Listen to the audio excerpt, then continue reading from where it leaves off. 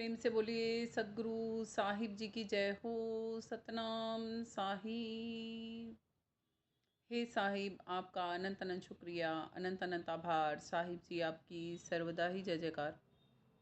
आदरणीय सर्व संतों की जय हो। उपस्थित आदर के योग्य सभी जीवात्माओं को मेरा नमन। सतनाम साहिब। आप सब में बैठे परमपिता परमात्मा को शत शत नमन।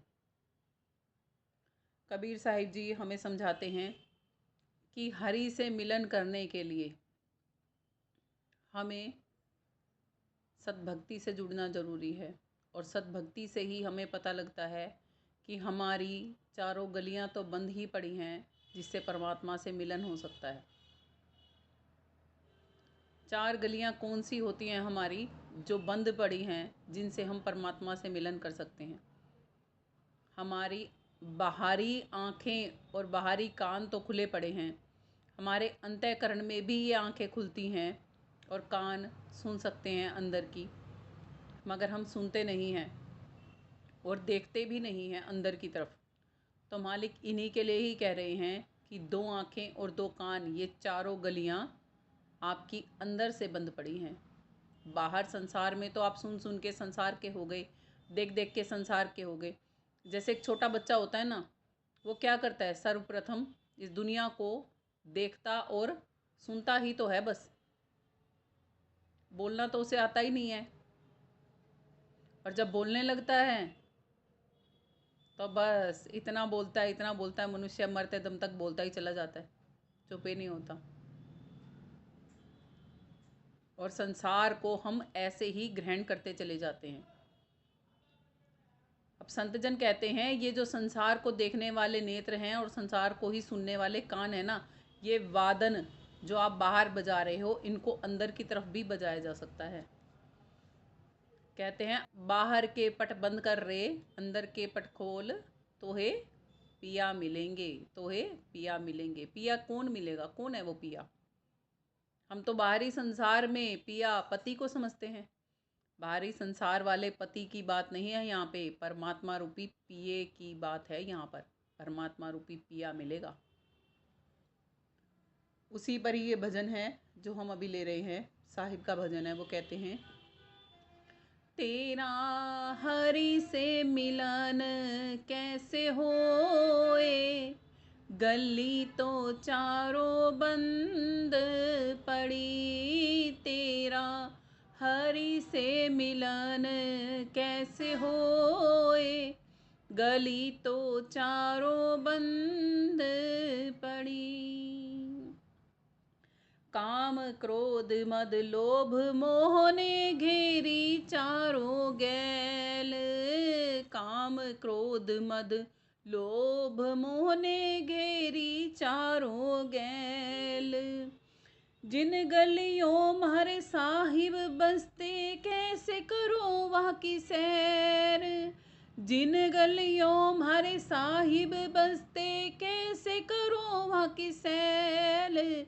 गली तो चारों बंद पड़ी। तेरा हरि से मिलन कैसे होए, गली तो चारों बंद पड़ी।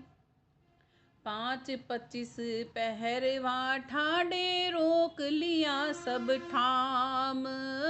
5-25 पहरवा ठाडे रोक लिया सब ठाम। इस विधना ने कैसी करी रे, इस विधना ने कैसी करी री। बैरी बसा दियो मारे गाम, बैरी बसा दियो मारे गाम। गली तो चारों बंद पड़ी। तेरा हरि से मिलन कैसे होए, गली तो चारों बंद पड़ी। आशा तृष्णा खड़ी दुहेली, इनमें रयो समाए। आशा तृष्णा खड़ी दुहेली, इनमें रयो समाए। कनक कामनी के गहरे फंदों, इनसे लंघो न जाए। कनक कामनी के गहरे फंदों इनसे लंघा न जाए। गली तो चारों बंद पड़ी, तेरा हरि से मिलन कैसे होए। गली तो चारों बंद पड़ी। भक्ति ज्ञान वैराग योग का मार्ग दियो बताए।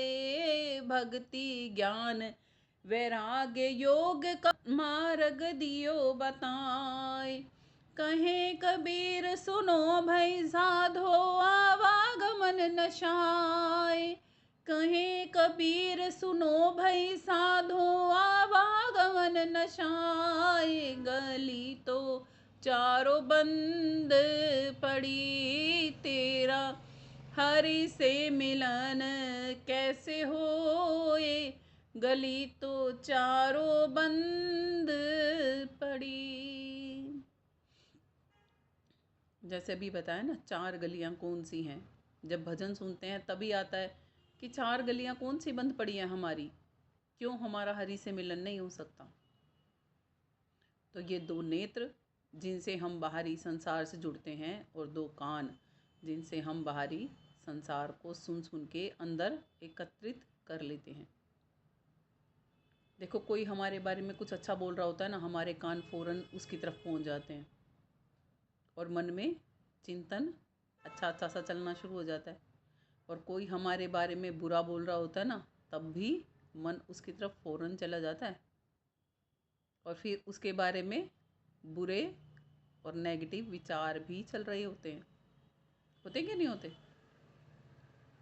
हमारा ध्यान बाद में जाता है, किसी की बात की तरफ हमारे कान पहले चले जाते हैं। ऐसे ही हम आँखों से जो भी देखते हैं ना, वही हमें समझ में आता है। शायद इसीलिए ही हम परमात्मा का स्वरूप बनाए बैठे हैं। उस अविनाशी परमात्मा का हम स्वरूप बनाए बैठे हैं, जो तत्व से हमें प्राप्त होगा, तत्वदर्शी संतों की शरण में जाके हमें प्राप्त होगा। इन आँखों से हमने देखा ही चराचर सृष्टि में शरीरों को है, तो हम परमात्मा को भी शरीर रूप में ही समझ के बैठ जाते हैं। इसीलिए ही तो परमात्मा की मूर्तियों का निर्माण करते हैं हम। और सदग्रंथों को जब हम पढ़ते हैं ना, चाहे श्री भागवत पढ़ो, चाहे गीता पढ़ो, चाहे आप रामचरितमानस पढ़ो, चाहे कुरान शरीफ पढ़ो, चाहे बाइबल पढ़ो, और चाहे आप गुरु ग्रंथ साहिब पढ़ो, सभी हमें एक ही बात सिखाती हैं कि उसको तो तत्व से प्राप्त किया जाता है। उसको तत्व भी कहना पड़ा है, वास्तव में तो वो तत्व से भी परे है। पंच तत्व तत्व कहलाते हैं। वो तो भावातीत है, त्रिकालातीत है। वो किसी की पहुंच में नहीं है। वो सत्ता है जिसे हम परमात्मा कहते हैं। फिर हम क्या सोचते हैं कि हमारे ये छोटे छोटे से भाव से हम परमात्मा को पा सकते हैं।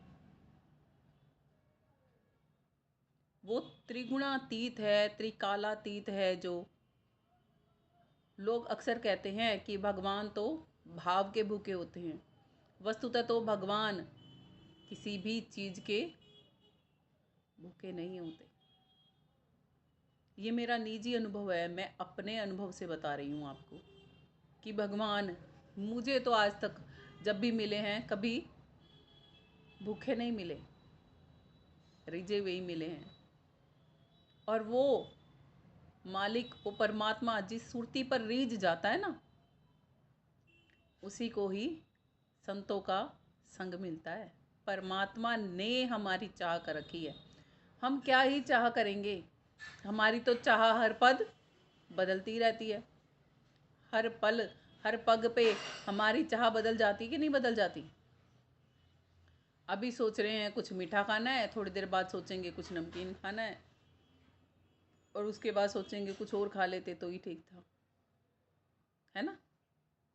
ये तो एक चाह खाने के ऊपर बताइए। ना जाने ऐसी हमारी कितनी अनगिनत चाह हैं। किसी को गाड़ी की चाह है, किसी को बंगलों की चाह है, किसी को ऋण उतारने की चाह है, किसी को पाने की चाह है। हमारी तो चाहें भी इतनी सारी हैं।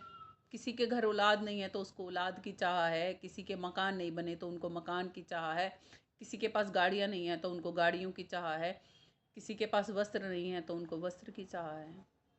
क्या है नहीं? कौन है इस दुनिया में ऐसा जिसे केवल मात्र परमात्मा की चाह है?